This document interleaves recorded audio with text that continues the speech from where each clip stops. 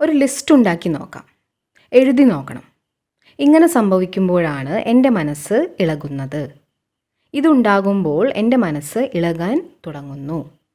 അങ്ങനെ ഏതെല്ലാം കാര്യങ്ങൾ ഉണ്ടാവുമ്പോഴാണ് നമ്മുടെ മനസ്സിൽ ബുദ്ധിമുട്ടുകൾ ഉണ്ടാകുന്നത് എന്നതിൻ്റെ ഒരു വലിയ ലിസ്റ്റ് തന്നെ ഉണ്ടാവുന്നത് കാണാം. കാരണങ്ങൾ എന്തൊക്കെയാണ് എന്നറിയുന്നത് വളരെ നല്ലൊരു കാര്യമാണ്. കാരണങ്ങളുടെ ലിസ്റ്റാണ് നമ്മൾ എഴുതുന്നത്. അസുഖങ്ങൾ വരുമ്പോൾ ഏത് കാരണം കൊണ്ടാണ് ഇത് വന്നത്, എന്ത് കഴിച്ചതുകൊണ്ടാണ് ഇത് വന്നത് എന്ന് കണ്ടുപിടിക്കാറില്ലേ? ഇതും അതുപോലെ തന്നെയാണ്. ഒരു തവണ കാരണങ്ങൾ കണ്ടുപിടിച്ചാൽ പിന്നെ അവയെ പരിഹരിക്കുന്നത് എളുപ്പമാവുന്നു. എല്ലാ കാര്യങ്ങൾക്കും ഒരു മൂല കാരണം ഉണ്ടാവും. എന്തെങ്കിലും ഒരു പ്രശ്നമോ ഏതെങ്കിലും ഒരു വ്യക്തിയോ ഞാൻ വിചാരിക്കുന്നത് പോലെയല്ല എങ്കിൽ അതും ഒരു കാരണമായി മാറുന്നു. ആരെയെങ്കിലും ഒരു ജോലി ഏൽപ്പിച്ചാൽ അവരത് മുഴുവനാക്കാതെ ഇരുന്നാൽ, പറയാൻ ഏൽപ്പിച്ച കാര്യങ്ങൾ പറയാതിരിക്കുന്നു, എന്തെങ്കിലും ചേഞ്ചസ് വരുത്താൻ പറഞ്ഞാൽ മറ്റുള്ളവർ ചേഞ്ച് ആവുന്നില്ല, ആഗ്രഹിക്കുന്നതൊന്നും സംഭവിക്കുന്നത് മറ്റൊന്നുമാവുന്നു. സിറ്റുവേഷൻസ് നമ്മൾ വിചാരിക്കുന്നത് പോലെ ആവുന്നില്ല. സിറ്റുവേഷൻസ് കുടുംബത്തിൽ നിന്നും വരാം. കുട്ടികൾ, അവരുടെ പഠിത്തം, ജോലി, പണം, ആരോഗ്യം, അല്ലെങ്കിൽ ദിവസം മുഴുവനും വരുന്ന ചെറിയ ചെറിയ കാര്യങ്ങളുമാവാം. അങ്ങനെ എന്തെങ്കിലുമൊക്കെ കാര്യങ്ങൾ നമ്മൾ ആഗ്രഹിക്കുന്നത് പോലെ ആവുന്നില്ലെങ്കിൽ നമ്മുടെ മനസ്സ് ആകെ വിഷമിക്കാൻ തുടങ്ങുന്നു. നമ്മുടെ മനസ്സിൻ്റെ സ്ഥിതി ഏതിനെയെല്ലാം ആശ്രയിച്ചാണ് നിൽക്കുന്നത് എന്ന് ഇതിൽ നിന്നും മനസ്സിലാവും, അല്ലേ? നമ്മുടെ മനസ്സിൻ്റെ അവസ്ഥകൾ ഏതിനെയെല്ലാമാണ് ആശ്രയിച്ച് നിൽക്കുന്നത്? നമ്മുടെ മനസ്സിൻ്റെ സ്ഥിതി പരിതസ്ഥിതികളെ ആശ്രയിച്ച് നിൽക്കാൻ തുടങ്ങുന്നു. ഇനി നിങ്ങൾ 2 കൈകളും മുന്നോട്ട് വയ്ക്കുക. ഈ കൈ പരിതസ്ഥിതിയാണെന്ന് കരുതുക. ആളുകളും പ്രശ്നങ്ങളുമൊക്കെ ഇതാണ്. ഇത് എനിക്ക് അനുകൂലമായിട്ടല്ല ഉള്ളത്. രണ്ടാമത്തെ കൈ എൻ്റെ മനസ്സിൻ്റെ അവസ്ഥയെയാണ് കാണിക്കുന്നത്. ഒരു കൈ പരിതസ്ഥിതിയെയും മറ്റേ കൈ എൻ്റെ മനസ്സിൻ്റെ സ്ഥിതിയുമാണ് കാണിക്കുന്നത്. പരിതസ്ഥിതികൾ ഞാൻ ആഗ്രഹിക്കുന്നത് പോലെ അല്ലെങ്കിൽ എൻ്റെ മനസ്സിൻ്റെ സ്ഥിതി ഇളകാൻ തുടങ്ങുന്നു എന്നാണ് നമ്മൾ ഇപ്പോൾ പറഞ്ഞത്. എൻ്റെ മനസ്സിൻ്റെ അവസ്ഥകൾ പരിതസ്ഥിതികളെ ആശ്രയിച്ച് നിൽക്കുന്നു എന്നാണ് ഇതിൻ്റെ അർത്ഥം.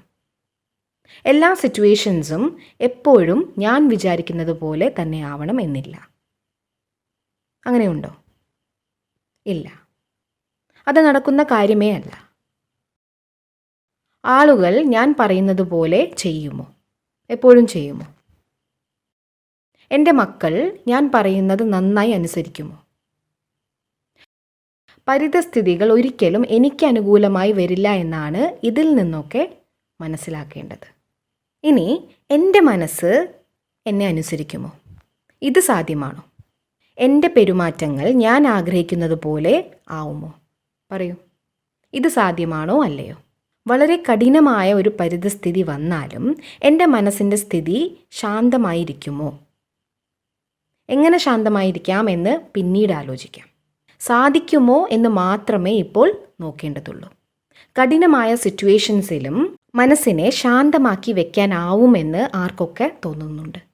ഇതിനായി നമ്മൾ ശ്രദ്ധ വയ്ക്കണം. അത് പിന്നീട് നോക്കാം.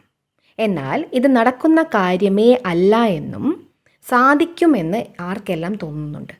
ഇത് നമ്മളെ കൊണ്ട് പറ്റുമെന്നെങ്കിലും തോന്നുന്നുണ്ടല്ലോ.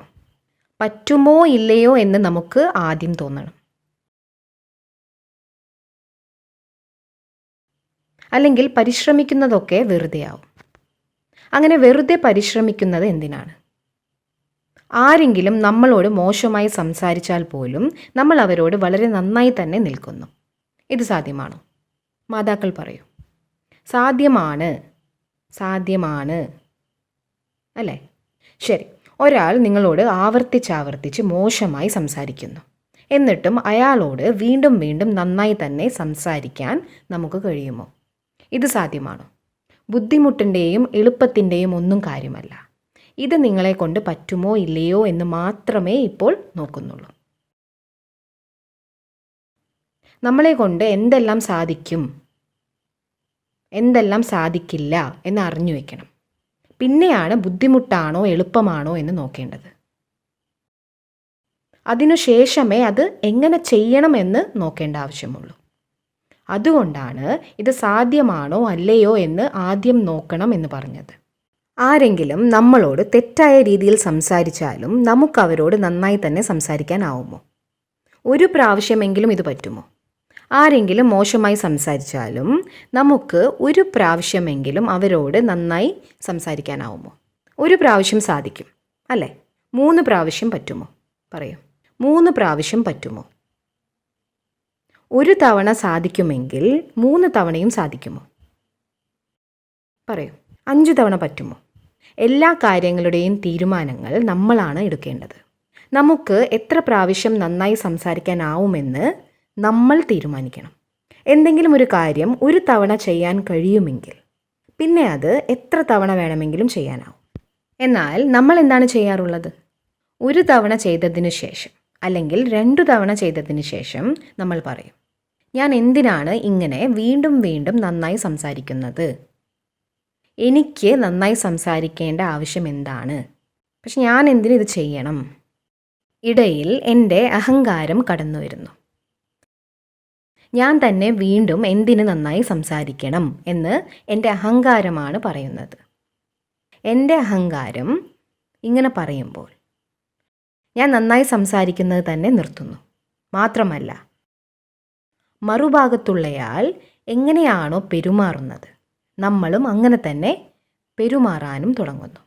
നമ്മൾ അങ്ങനെ പെരുമാറാൻ തുടങ്ങുന്നതോടെ നമ്മുടെ സന്തോഷത്തിന് എന്താണ് സംഭവിക്കുന്നത്? നമ്മുടെ സന്തോഷം ഇല്ലാതാകുന്നു. അതിൻ്റെ ഇഫക്റ്റ് നമ്മുടെ ആരോഗ്യത്തിൽ ഉണ്ടാവാൻ തുടങ്ങുന്നു. നമ്മൾ തൊട്ടതിനും പിടിച്ചതിനുമൊക്കെ ദേഷ്യപ്പെടാനും തുടങ്ങുന്നു. ചിലപ്പോൾ ഒച്ചയെടുത്ത് സംസാരിക്കുന്നു, മോശമായി സംസാരിക്കാനും തുടങ്ങുന്നു. ഇങ്ങനെയൊക്കെ ചെയ്യാൻ തുടങ്ങുമ്പോൾ പിന്നെ നമ്മൾ പറയും, ഇതൊക്കെ അവർ മോശമായി സംസാരിച്ചതുകൊണ്ട് മാത്രമുണ്ടായ കാര്യങ്ങളാണ്.